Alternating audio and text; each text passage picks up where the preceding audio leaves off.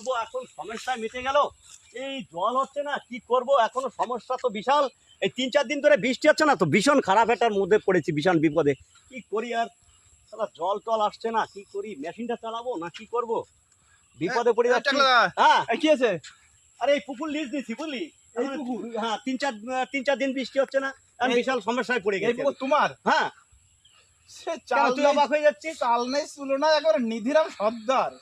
এই পুকুর তোমার? তাই কি এই পুকুর কিনতে পারো? এই উল্টো পাল্টা কথা বলছিস এই কেন তুই? পুকুরে যে পরিমাণে মাছ আছে, হ্যাঁ। সেই মাছ ছাড়ার পয়সা তোমার কাছে আছে? আরে পাগল, লিজ দিছি আমি। লিজ? তাই কি তোর কি উল্টো পাল্টা বকিস শুধু? লিজ নেছো এই পুকুরে? পুকুরে নেই জল, হ্যাঁ। ওইখানে মোটর। তুমি আরে একটা কাজ মোটরে, করো তো, হ্যাঁ। মোটরটা চালাও তো। মোটর? হ্যাঁ, মোটরটা চালাও তো তোমার। মোটর, হ্যাঁ